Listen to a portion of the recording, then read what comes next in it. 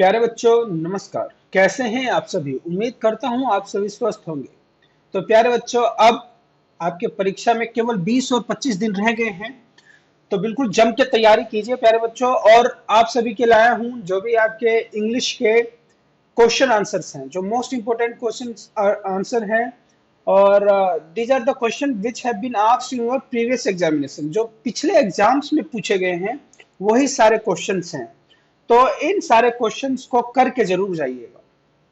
अभी एक वीडियो और आएगी आपके पास जिसमें ये आपको बताऊंगा कि how to attempt English paper. English का पेपर कैसे अटेम्प्ट करें, कैसे हम परीक्षा में लिखें, so that we can achieve the maximum marks. तो सबसे पहले हम देख लेते हैं आज क्या करने वाले हैं। Today we are doing short question answers, very short question answers of the chapter on the face of it। ये जनरली शॉर्ट क्वेश्चन आंसर्स इसलिए बोलते हैं क्योंकि ये 2 से 3 मार्क्स के लिए पूछे जाते हैं और maximum you have to write for 40 to 50 words. 40 से 50 वर्ड्स में ही लिखना होता है। ज्यादा एक्सीड भी अगर आप कर देंगे तो marks will be deducted, marks काट लिए जाएंगे। तो मुझे उम्मीद है आप समझ रहे होंगे और जिस तरीके से मैं चाहता हूं आप पेपर में वैसे ही लिखेंगे। देखो प्यारे बच्चों, कुछ एक स्टैंडर्ड वर्ड्स होते हैं। क्या वर्ड्स होते हैं? स्टैंडर्ड। अब इन स्टैंडर्ड वर्ड्स को जब तक हम पेपर में नहीं लिखेंगे, जब तक एग्जामिनर उसको नहीं पढ़ता, तब तक उसको मजा नहीं आता, तब तक वो आपको फुल मार्क्स नहीं देता। और सीबीएसई की मार्किंग स्कीम भी ऐसे ही है कि आपको स्टैंडर्ड वर्ड्स इंक्लूड करने ही पड़ेंगे। whenever you are writing any answer then you have to write those standard words। वो कैची वर्ड्स होते हैं, उसको लिखेंगे तो आपको फुल मार्क्स मिलेंगे ही मिलेंगे। So first question is, who is Mr Lamb? How does Derry get into his garden? Mr Lamb कौन थे और जो डैरी नाम का लड़का था उनके गार्डन में कैसे एंटर करता है? This question has been asked in all India 2009। Answer देख लेते हैं। Mr Lamb is an old man with a tin lamp. जब भी लैम के बारे में बताना हो then you will mention that he is an old man. कैसा है वो? ओल्ड मैन है और उनके टीन की एक लैग लगी हुई है। His real lag was blown of years ago during the war. उनका जो रियल लैग था, भाई टीन का लैग क्यों लगा? बिकॉज रियल लैग था दैट वाज ब्लोन ऑफ, मतलब उड़ गया था चाहे कट गया था, एक वॉर में खत्म हो गया था उनका एक पैर। He lives all alone in his house। lives है, देखो सबसे पहले आपको ध्यान रखना है when we are writing our answer we are writing in present indefinite tense। और जब present indefinite tense में लिखेंगे तो he subject के साथ you have to write s या es। He lives all alone in his house। There is a garden near the house।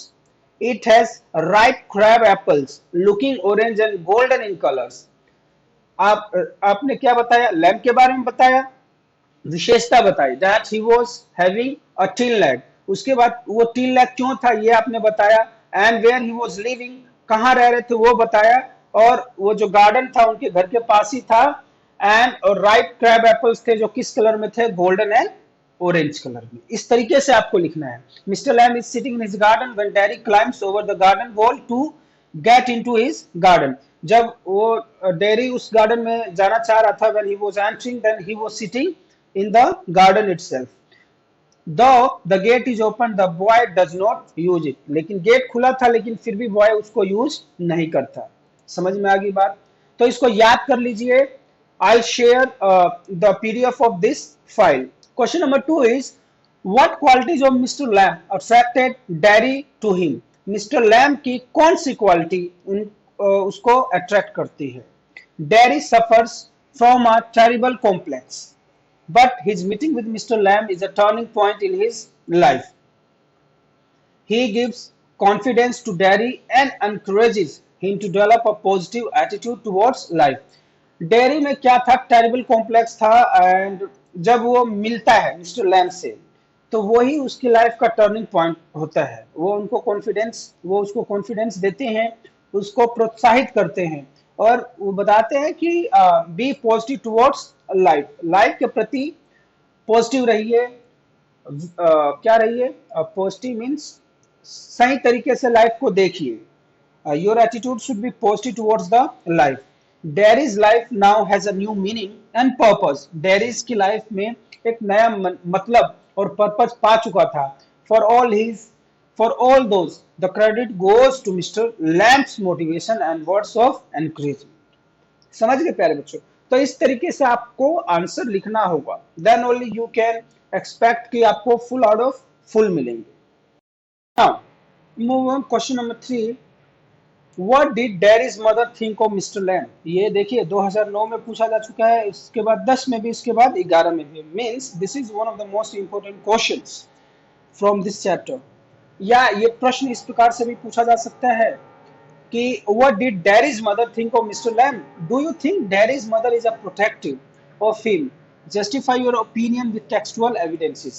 कुछ जो बुक में जस्टिफाई, बुक में से आपको कुछ टेक्स्ट के पॉइंट्स लेने हैं and then you have to justify कि उनकी जो मदर थी डेरी की, वो बहुत प्रोटेक्टिव थी उसके प्रति। Derry's mother had got negative reports about Mr Lamb. जो डेरी की मदर थी, लोगों ने कहा था कि भाई he is not a good person, तो नेगेटिव रिपोर्ट थी। She considered him a crazy old man. She had been told and warned by people about Mr. Lamb, and so she tells Derry not to go back to him. So she did not give permission to Derry to go to Mr. Lamb again. लोगों ने उनको बताया था कि Mr Lamb is a crazy and old man, उसके पास उसको मत भेजिए, और मतलब नेगेटिव रिपोर्ट थी, therefore she was very protective towards to Derry. Now the next question is question number 4. Who was Derry? What did he suffer from? Most important question. Important में भी एक important होता है, तो उसको आप कह सकते हैं Who was Derry? Derry is a complex ridden 14-year-old boy. ये 14 याद कर लीजिए, 14 means 14। कितने साल का लड़का था वो? He was a young 14-year-old boy. He is a victim of inferiority complex after an accident which burnt one side of his face. उसके अंदर इंफीरियोरिटी कॉम्प्लेक्स थी, मतलब वो हीन भावना से अपने आप को देखता था। कब? एक एसिड एक्सीडेंट हुआ था। क्या लिखेंगे यहाँ पे? Acid accident. इसको अंडरलाइन कर लीजिए, ये जरूर इंक्लूड करना है, और ये कॉम्प्लेक्स रीजन को भी इंक्लूड करना है when you are writing your answer. His handicap has filled him with bitterness, and he considers that he looks so ugly that people stare at him. Stare means होता है घूरना। Stare at him. He wants to be really loved and treated normally. वो चाहता है कि लोग उसको normal treat करे। He doesn't want any special attention. So he began to hate everything and everybody. He shunned human company. मतलब human की जो कंपनी है वो उससे दूर भागता है। He detests, he wants to live away from these peoples. Question number 5. If you were to give a different ending to the story on the face of it, how would you end? 2013 में पूछा गया, देख लीजिए। तो आप कैसे इसकी ending देंगे? तो I would rather want the story on the face of it. ये इंपॉर्टेंट है क्योंकि इसकी एंडिंग है जो थोड़ा सैडनेस में हुई है। To the end with a happy reunion between Mr. Lamb and Derry, wherein the two become good friends with one another. Mr. Lamb should continue to influence Derry positively and put him in a position where he is able to befriend others despite of his handicap. हम ऐसा चाहते हैं कि भाई उसकी जो ending हो बढ़िया तरीके से हो, दोनों एक अच्छे दोस्त बन जाते हैं, और Mr Lamb keep motivating him, और एक पॉजिटिव लाइफ जीना उसको सिखा देते हैं, और उसकी जो हैंडीकैप होता है उसके ऊपर वो ओवरकम पा ले। इस प्रकार से कुछ एंडिंग हम लोग चाहेंगे। Answer number 6. As told by Mr. Lamb, why did a man lock himself in a room and what happened to him? Mister lamb कहते हैं कि एक आदमी था जिसने अपने आप को क्या कर लिया था? He locked himself in a room. Compartment 2013 में पूछा जा चुका है, क्यों उसने लॉक कर लिया था? This is also a important question. Answer. Mr. Lamb told Derry the story of a man who was afraid of everything. He felt that he would die if he went out, and so he hid himself in a room. वो सोचता था कि अगर बाहर गया तो वो मर जाएगा। In the end, a picture fell off the wall on his head and killed him. एक तस्वीर उसके सर पे गिरी और उसकी मृत्यु हो गई। In what sense is the friendship between Mr. Lamb and Derry fruitful, Mr Lamb और डेरी के बीच में जो फ्रेंडशिप थी, जो दोस्ती थी, किस कर से फ्रूटफुल थी? How is the Derry we meet at the beginning from the Derry at the end. Derry जो यंग बॉय 14 इयर्स का था, शुरू में मिलते हैं तो कैसा था, and the end how his behaviour changes. In the beginning Derry is a victim of inferiority complex who is filled with negativity and is miserable due to it। दो चीज आपको याद होना चाहिए, एक ये नेगेटिविटी शब्द और एक क्या आता है, miserable. In the beginning Derry, ये आपको लिखना है, इंफीरियरिटी कॉम्प्लेक्स था, नेगेटिव और मिजरेबल था। But after meeting with mister Lamb he gets confidence, क्या मिलता है उसको, confidence, and he gets motivated move to move forward in life. At the end he becomes more confident and less bothered by his inferiority complex. Last में इसको इन सब चीजों का कोई प्रभाव नहीं पड़ता, and he sees the positive aspect of life. Answer बनाना है, आप कैसे भी बना सकते हैं, बट इंक्लूड स्टैंडर्ड वर्ड्स। आप जर्नल और ऑर्डिनरी वर्ड्स यूज करेंगे तो एग्जामिनर को मालूम चल जाएगा भाई कि 5 में से 3 में से कितने मार्क्स इनको देने हैं।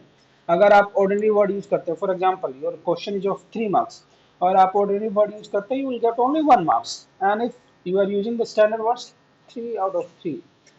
Why did Daddy insist that he would go back to Mr. Lamb? CBSE sample paper में आया हुआ है, सीबीएसई वाले अभी जो आपके 2022 वाले में जो आए हुए हैं, एंड कंपार्टमेंट 2015 में भी पूछा गया है। Daddy insisted that he would go back to Mr. Lamb as he opened a new world of thought and wisdom for Daddy। वो कहता है कि मैं तो उनके पास जाऊंगा, क्यों जाऊंगा भाई, क्योंकि he has opened a new world of what, दो चीज आपको याद होना चाहिए, thought and wisdom, thought and wisdom. And he tells him how to live a positive life. He motivated him a lot and inspired overcome his disability, ये word याद कर लीजिए। Adopting an optimistic outlook on life, he felt he too could live an independent life as he had all the faculties intact। उसके पास वो सारी चीजें हैं जिससे वो एक पॉजिटिव लाइफ जी सकता है। तो इस प्रकार से he says that he will go to Mr. Lamb definitely। Question number 9. How, according to Mr. Lamb, can one overcome to sense of hurt of humiliation caused by remarks at one's physical disability? कि भाई लोग remarks करते हैं, आदमी अपने आप को कैसे अकेला महसूस करने आता है, कैसे वो हर्ट होता है, कैसे उसकी भावनाओं को ठेस पहुंचती है जब फिजिकल डिसेबिलिटी के कारण। तो Mr Lamb does not provide a straightforward solution, कोई सीधा सॉल्यूशन प्रोवाइड नहीं करते, लेकिन वो कहते हैं, he says that in the street kids shout, kids keeps calling on him, lemmy lamb at him, still they come to his garden, they are not afraid of him because he is not afraid of them। मतलब ना वो उनसे चिढ़ते हैं, इसलिए बच्चे भी उनको नहीं चिढ़ते हैं, वो भी उनके आसपास बोलते रहते हैं लेमी लैम। तो वो स्ट्रेट फॉरवर्ड एक आंसर नहीं प्रोवाइड करते, लेकिन वो बताते हैं कि people will keep you calling, keep you hurting, लेकिन हमारा मतलब ये नहीं है कि हम उदास हो जाएं और तकलीफ महसूस करें। ही सिंपली इग्नोर्स देयर कमेंट, कहते हैं कि आप लोगों की बातों को इग्नोर करना सीखिए। He concentrateds he concentrates on the other thing which are encouraging and positive. वो कहते हैं जो बुरी बुरी सब छोड़ दे, जो बुरी चीजें हैं उनको छोड़ दीजिए, और पॉजिटिव जो चीजें हैं just adopt that. Question number 10, and this is one of the most important question you can say, it is merely age but experience that counts। Age नहीं है, आप कितने वर्ष जिए ये नहीं काउंट करता, काउंट ये करता है आपको क्या एक्सपीरियंस है। with reference to any one example from the text, comment on how Derry found Mr. Lamb different from other adults he had encountered। कहते हैं कि मिस्टर को डेरी जब देखता है तो he says that he is something different, special है। तो किस तरीके से उनको स्पेशल कहता है, Derry had received a lot of positivity from Mr Lam. ठीक है ना, डेरी, देखिए ये सारे एक ही जगह से ये क्वेश्चन आंसर्स घूम रहे हैं, तो कुछ एक स्टैंडर्ड वर्ड्स याद कर लिए। He received a lot of positivity from Mr Lam who encouraged him to live his life on these own terms, on his own terms। He had motivated him so much that he had come out of inferiority complex। He inspired Harry by telling him not to focus on shortcomings of life and his handicap. वो कहते हैं कि आप अपनी कमियों और अपने disability पे फोकस करना छोड़ दो. Just avoid the comment of the people and instead he should try to enjoy the blessings of life. तो प्यारे बच्चों, मुझे उम्मीद है ये 10 इंपॉर्टेंट क्वेश्चन हमने जो 10 मिनट में कर लिया बहुत ज्यादा जरूरी है, बहुत ही ज्यादा इंपॉर्टेंट है. आप केवल क्या करना है, you have to read the questions और अपनी नोटबुक में रफ एक बार लिख के जरूर देखना. जब तक आप लिखेंगे नहीं ना, तब तक आप हजारों वीडियो देख लीजिए, कुछ नहीं होगा, क्योंकि यू आर जस्ट इनपुट ले रहे हैं. आप चीजों को खाली देखे जा रहे हैं. अरे देखने से कोई सीखता है क्या? देखने से बच्चे सीखते हैं, मतलब कहने का मतलब वो वाली चीज अलग है. हम देखेंगे, then will see the question कि भाई इस क्वेश्चन से पूछना चाह रहा है, then will write the answers also.